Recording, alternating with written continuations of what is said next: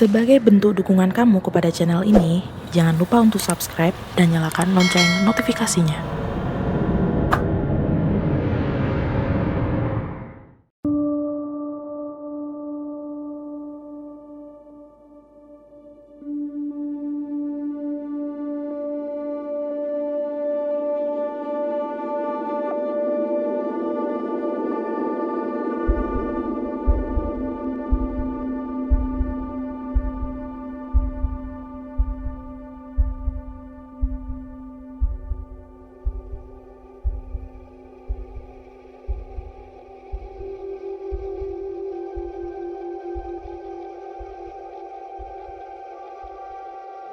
Assalamualaikum warahmatullahi wabarakatuh. Nama gue Ronald, dan ini adalah cerita keempat gue. Di cerita keempat ini, gue gak akan banyak cerita tentang pabrik. Tapi di cerita keempat ini, gue akan menceritakan tentang kejadian-kejadian yang dialami oleh keluarga abang gue. Jadi ceritanya di awal-awal nikah, abang gua dan kakak ipar gua yang waktu itu lagi hamil besar tinggal di sebuah rumah kontrakan di suatu kota di Jawa Barat. Sedikit gua gambarkan posisinya, rumah abang gua ini posisinya di paling ujung dari komplek. Rumah abang gue ini bertempelan tembok dengan satu rumah kosong, dan rumah kosong ini langsung berbatasan dengan sawah. Dan di depan rumah abang gua pun, di seberang jalan komplek itu juga sawah yang masih luas banget. Yang kalau malam sekitaran rumah abang gue ini sepi banget. Perumahan ini bukanlah sebuah perumahan yang besar, mungkin lebih tepatnya dibilang klaster kali ya. Tapi gue ngerasa kayaknya ini adalah sebuah perumahan yang belum selesai di develop oleh kontraktornya, makanya kenapa masih ada sawah di dalam komplek ini.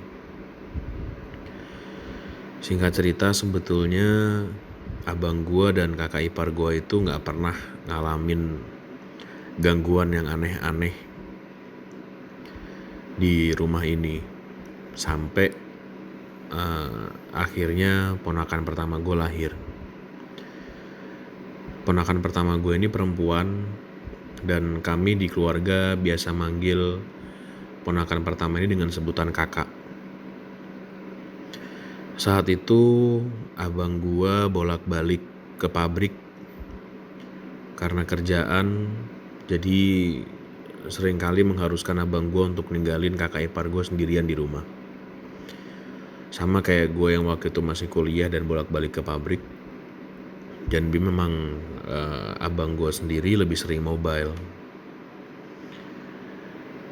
Waktu kakak gue sendirian di rumah, kakak ipar gue pernah cerita ke abang gue kalau ada salah satu kejadian yang bikin kakak ipar gue itu gak betah tinggal di situ. Jadi ceritanya itu, awalnya kakak ipar gue waktu itu belum notice kenapa kok ada kejadian ini. Jadi pernah suatu ketika itu ada tukang sayur pakai gerobak gitu yang datang berhenti di depan rumah kakak ipar gue sambil bilang, bu sayur. Ya selayaknya tukang sayur lah. Terus kakak ipar gue yang kebetulan waktu itu juga butuh belanja, akhirnya keluar dan beli ke tukang sayur itu. Tapi yang anehnya adalah si tukang sayur ini ngomong ke kakak ipar gue, oh beneran ada orangnya toh, kata si tukang sayur ini. Kakak ipar gue waktu itu mungkin karena gak notice ya, jadi gak ditanggepin omongannya si tukang sayur ini, dan ngerasa gak ada yang aneh dengan omongannya. Terus tukang ini nyeletuk lagi tukang sayurnya, ibu kemarin SMS saya ya, minta dianterin sayur ke sini. Maaf ya bu, saya baru bisa datang, kata tukang sayurnya.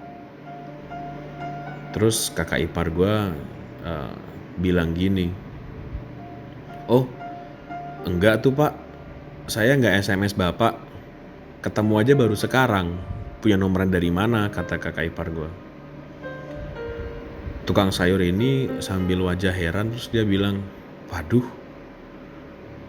bukan ibu ya berarti ya? Bukan pak, saya baru kok, kata dia. Baru di sini, baru ketemu ini, katanya.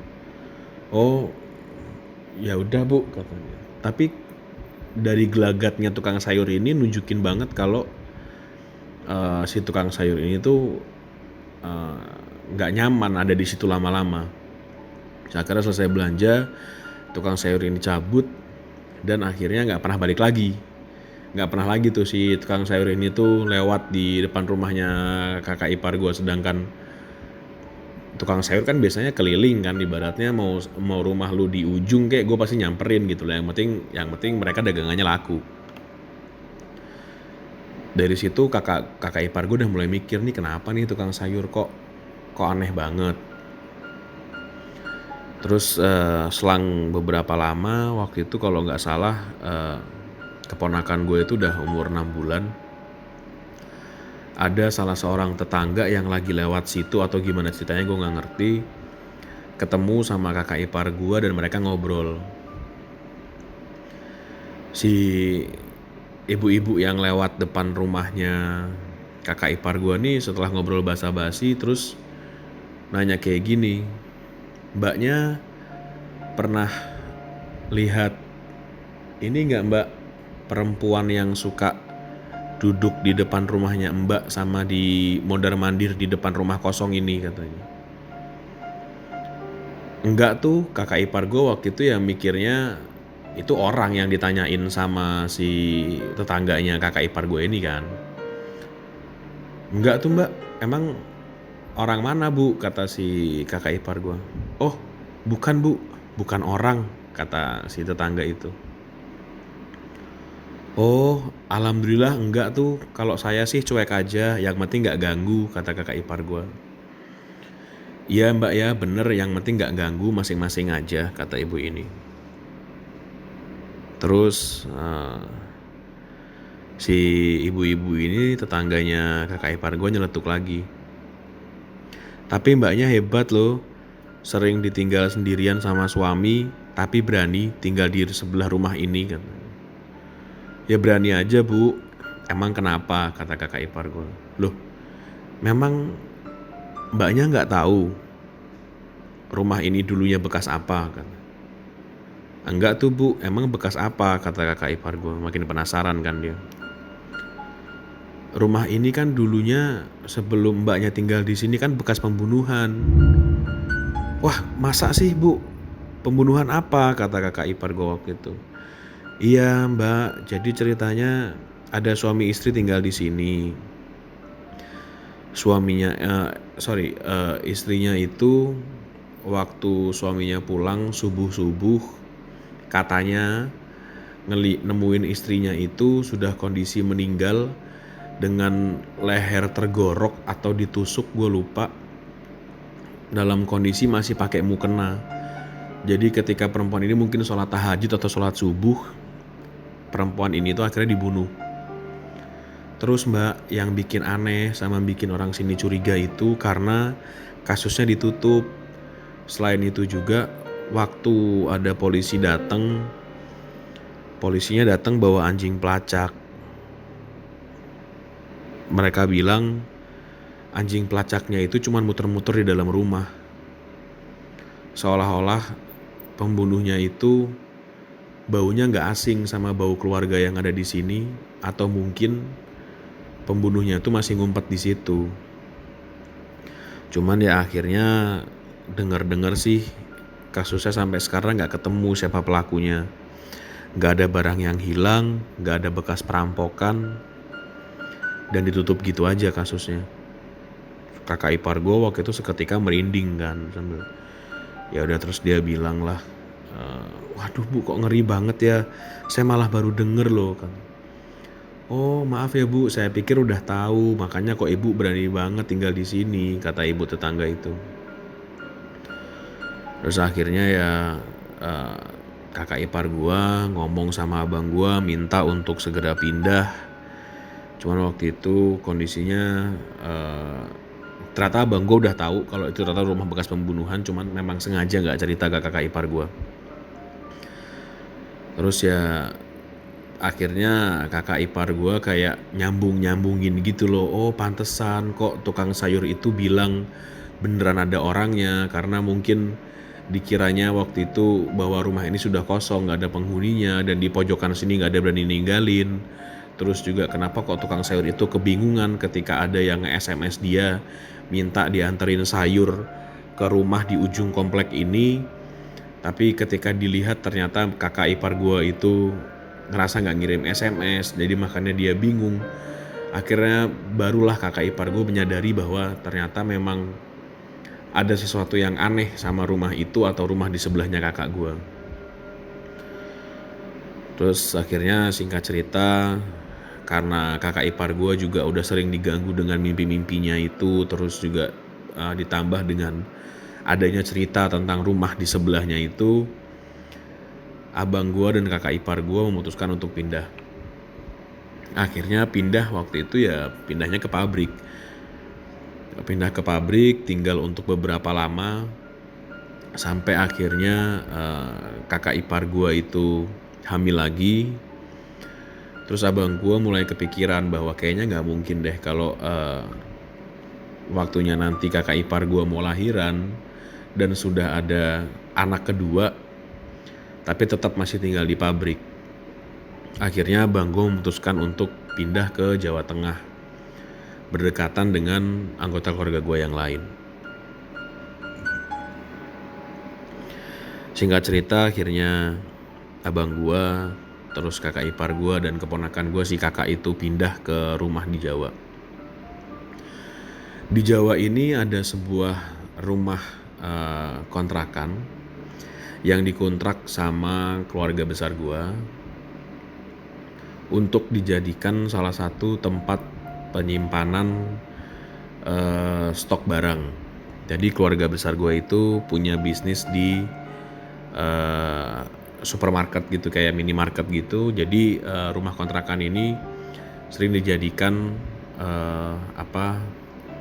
tempat untuk persediaan barang-barang. Tapi jangan dibayangin kayak gudang yang berantakan kayak gitu ya, enggak. Jadi memang bentuknya rumah dan memang hanya sebagian kecil yang dijadikan gudang, sisanya ya masih rumah seperti pada umumnya. Ya ada kamar, ada kasur, ada kamar mandi dan segala macam.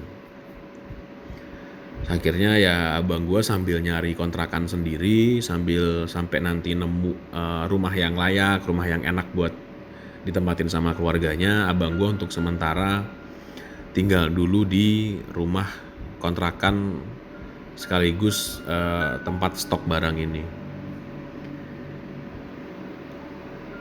Rumah ini tuh gue sendiri pernah ngalamin, karena rumahnya sampai sekarang masih ditempatin sama keluarga besar gue.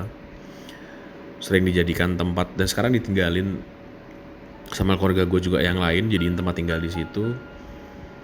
Cuman memang rumah ini tuh kerasa banget hawanya nggak enak. Bahkan ketika awal-awal kakak ipar gue pindah itu,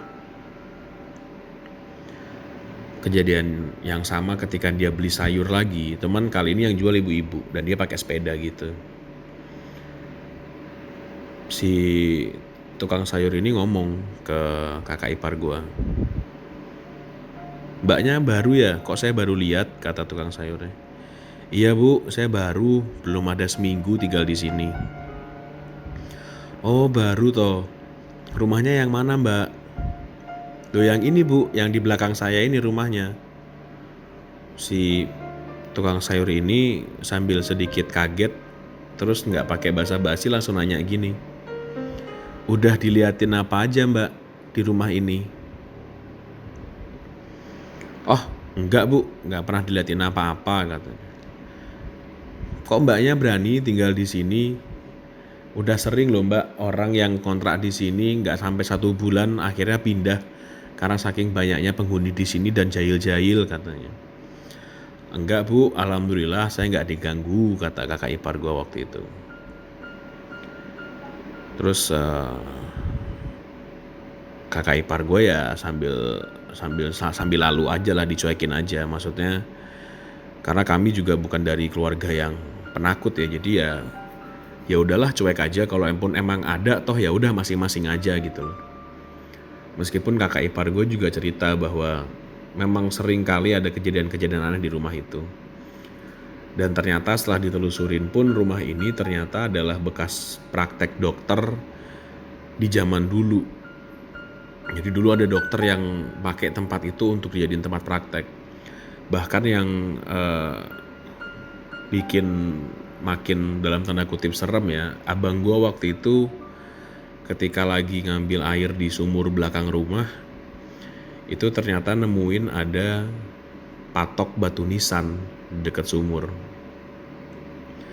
Cuman ya udah sama abang gua, karena itu cuman patok doang, dilihat gak, dan patoknya tuh bukan patok yang dua depan belakang gitu ya kayak kita biasa lihat di kuburan, tapi ya memang ada patok aja tapi cuman satu. Sampai kira sama abang gua kalau nggak salah itu dibuang akhirnya patoknya itu, dan udahlah nggak usah dicari tahu lebih jauh gitu. Salah satu hal aneh yang sering dialamin itu adalah barang-barang yang sering geser. Terus tapi yang kejadian yang dialamin dan dilihat sama banyak orang itu adalah ketika kakak ipar gue itu ngomong ke salah satu keluarga gue, dia bilang, Pak De, itu patung Dayaknya kebalik ya, kok kepalanya di bawah, coba mana tak lihat.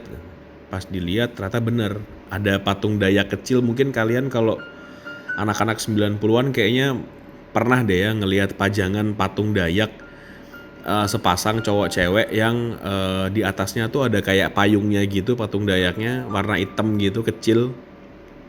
Ada sepasang biasanya kayak gitu. Oh iya, ini kebalik.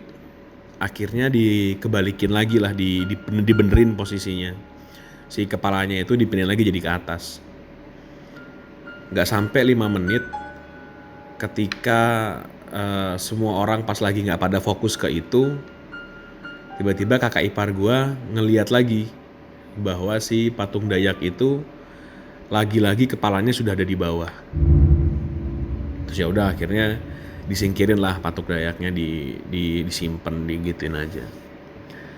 Nah, singkat cerita ya, gangguan-gangguan seperti itu sering. Bahkan gue juga waktu itu ngalamin beberapa, tapi mungkin gak akan gue ceritain sekarang karena memang ternyata ada banyak cerita di rumah ini. Tapi kali ini gue gak akan cerita tentang rumah yang sempat ditinggalin untuk sementara waktu sama abang gue ini, tapi gue akan fokus cerita ke rumah yang akhirnya ditempatin sama abang gue. Singkat cerita, 1 atau 2 bulan kemudian abang gue itu dapetin sebuah rumah kontrakan yang menurut gue itu murah banget. Abang gue waktu itu ngontrak cuman 9 juta setahun, tapi rumahnya itu gede banget, beneran gede banget rumahnya. Jadi depan itu ada halamannya luas, ada kolam ikan, terus mobil itu di garasi muat 3. Di halaman belakang itu masih ada halaman belakang yang super luas juga, kamarnya gede-gede. Tapi harga sewanya 9 juta setahun. Ya waktu itu abangku tanpa pikir panjang, ngelihat rumah ada sebesar itu, langsung dia sewa, langsung dia kontrak waktu itu. Dia kontrak selama setahun. Nah, begitu kontrakan ini disewa sama abang gua, mulailah ada kejadian-kejadian aneh. Ketika sudah mulai ditempatin, terutama kakak waktu itu yang masih kecil, masih mungkin usia 1,5 tahun atau mungkin baru mau 2 tahun ya, itu seringkali berdiri diem ngeliatin ke arah garasi yang waktu itu gelap, sambil ketawa-ketawa sendiri. Terus juga seringkali kakak itu tiba-tiba main seolah-olah dia lagi nggak sendirian. Jadi kayak lagi main bareng sama teman-temannya gitu, rame sendiri. Terus juga pernah juga dia di garasi itu dikiranya waktu itu sama kakak ipar gua kalau si kakak ini ngeliat budenya. Karena tiba-tiba si kakak itu jalan sambil tangannya dinaikin ke atas seolah-olah anak kecil minta gendong gitu sambil bilang, "Bude, bude, bude." Jalan terus ke garasi, tapi setelah kakak ipar gue perhatiin, ternyata di garasi itu gak ada orang. Langsung deh kakak ipar gue langsung lari, terus langsung ngegendong ponakan gue itu balik ke dalam kamar. Sering kali kejadian-kejadian kayak gitu, terutama yang sering diganggu adalah kakak. Bahkan kakak itu ada hal yang aneh adalah, kalian pernah gak sih masuk ke kamar mandi, yang di kamar mandi itu atasnya ada satu kotak gitu bolong. Itu biasanya dipakai sama tukang untuk instalasi kabel atau instalasi, pokoknya segala sesuatu yang berhubungan dengan yang harus dibenerin di atas plafon. Biasanya akses masuknya itu ada di kamar mandi. Dan itu cuma berupa kotak gitu doang bolong. Kakak itu sering banget kalau misalkan mandi, dia nengok ke arah atas sambil tangannya itu diangkat ke atas minta gendong, bahkan sambil nangis. Minta gendong, gendong, gendong. Itu kakak tuh nggak tahu ngelihat apa di dalam kotak apa yang kosong ke langit-langit itu, kita nggak pernah tahu. Terus juga pernah kejadian ada waktu itu abang gue ngebeliin si kakak itu tenda-tendaan gitu ya yang biasa di pinggir jalan, dan itu diisi sama boneka-boneka. Suatu hari kakak lagi main di situ, tiba-tiba kakak nangis sambil bilang, "Mbah, mbah, itu mbah galak," dia bilang. Ya balik lagi, padahal gak ada siapa-siapa di situ. Itu berlangsung terus-terusan ya di rumah itu, sampai akhirnya abang gue itu kalau nggak salah cuma ninggalin rumah itu selama 7 bulan. Akhirnya cabut dari rumah itu, pindah ke rumah yang baru karena ada satu gangguan yang ekstrim banget waktu itu. Jadi ceritanya waktu itu abang gue masih ya tetap bolak-balik pabrik sama Jawa Tengah, karena memang kerjaannya abang gue itu seringnya di sini. Cuman kali ini abang gue lebih tenang ninggal kakak ipar gue karena deket sama keluarga-keluarga yang lain. Jadi deket sama bude, sama tante, terus itu jadi banyak di sana keluarga. Jadi kalaupun ninggalin abang gue ya, ninggalin kakak ipar gue ya ada yang nemenin kakak ipar gue ini. Sampai suatu ketika waktu itu abang gue ditelepon sama kakak ipar gue dengan nada panik, dan akhirnya abang gue waktu itu malam-malam kalau nggak salah jam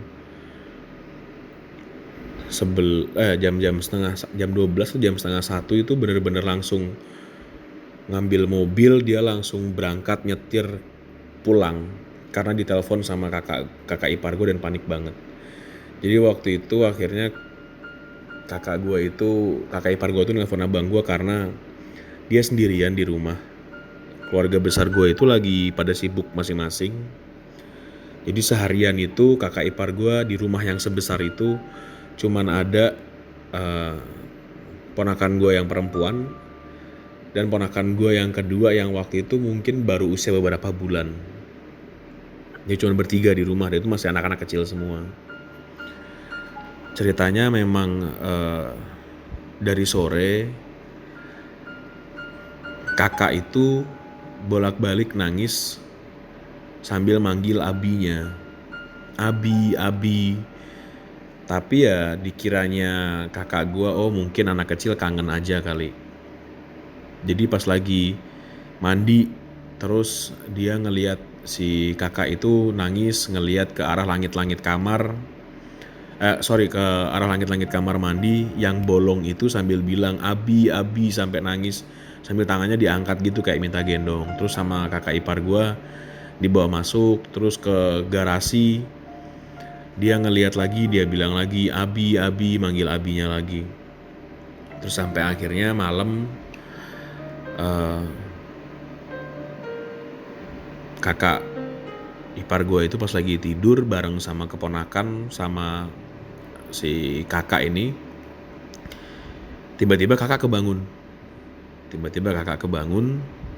Terus ke arah pintu kamar, keponakan gue ini nangis sambil tangannya diangkat kayak minta gendong gitu sambil manggil-manggil nama abinya. Disitulah kakak ipar gue mulai ngerasa gak nyaman, ngerasa kayak ada yang aneh gitu. Abi, enggak nak, itu bukan abi, udah bobok ya, kata kakak ipar gue waktu itu. Nah, selang beberapa lama, pintu kamar itu ada yang gedor-gedor. Ngetok-ngetok seolah-olah pengen masuk gitu. Terus si kakak yang udah mulai agak-agak ngantuk lagi kebangun lagi. Sambil nangis lagi dia bilang abi gendong kayak gitu terus. Terus waktu itu mungkin kakak ipar gue cerita katanya nelpon ke abang gue tuh gak nyambung, gak bisa-bisa. Nah, kakak ipar gue waktu itu mikirnya adalah abang gue beneran pulang. Karena memang abang gue sering kali pulang gak ngabarin buat ngesurprisein, atau abang gue memang jahil juga. Jadi kadang suka bercandain kakak ipar gue. Terus akhirnya udah gimana ceritanya, tenang, gak ada lagi suara ngetok-ngetok. Terus kakak udah mulai mau tidur lagi, jam 12, jam setengah 1. Tiba-tiba kebangun lagi kakak itu. Cuman sekarang dia pindah. Jadi kamarnya abang gua ini punya 2 pintu. Pintu yang kalau dibuka itu adalah ke dalam rumah, dan pintu samping yang kalau dibuka adalah langsung teras samping. Tiba-tiba kakak itu bangun ke arah pintu teras samping sambil bilang abi.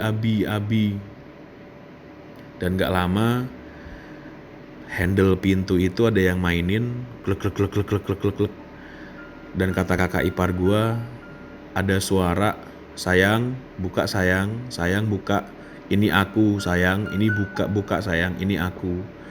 Diselingin dengan suara ketawa yang katanya mirip banget kayak suaranya abang gua. Yang saat itu juga akhirnya kakak ipar gua bener-bener panik. Dia langsung meluk anak-anaknya, terus dia telepon ke abang gua sambil panik juga. Kakak ipar gua bilang, sayang kamu udah pulang belum? Enggak, belum, ini aku di pabrik sama Ronald. Ini kok ada kayak gini ya di rumah ya, ada yang ngikutin suaramu mirip banget, dan ini dia berusaha masuk pintu. Waktu itu abang gue langsung panik, terus langsung ngomong ke kakak ipar gue, kamu sekarang telepon Bude, kamu telepon Pak D sekarang, suruh datang ke rumahmu jam berapapun, gimana caranya mereka ditelepon sampai bangun. Aku berangkat sekarang pulang ke rumah. Ya udah, terus akhirnya kakak gue yang perempuan bisa ditelepon, dan malam itu juga jam setengah 1 itu kakak perempuan gue ini langsung datang ke rumah nemenin kakak ipar gue sambil nungguin abang gue datang.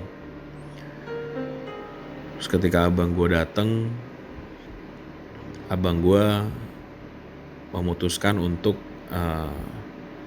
besoknya mereka langsung pindahan. Dan alhamdulillahnya sejak pindah dari rumah itu, sudah mulai jarang lah ada gangguan-gangguan yang aneh-aneh seperti itu. Sampai akhirnya kakak mulai beranjak dewasa, udah mulai umur sekarang keponakan gue nih umurnya 6 tahun. Dan di usianya dia yang sekarang ini makin banyak cerita-cerita yang kadang gue aja gak habis pikir. Dan mungkin akan gue ceritakan di lain waktu. Terima kasih. Assalamualaikum warahmatullahi wabarakatuh.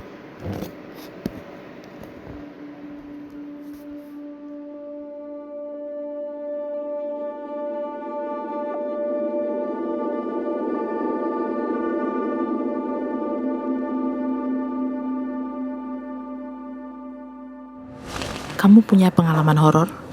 Kirim cerita kamu ke alamat berikut.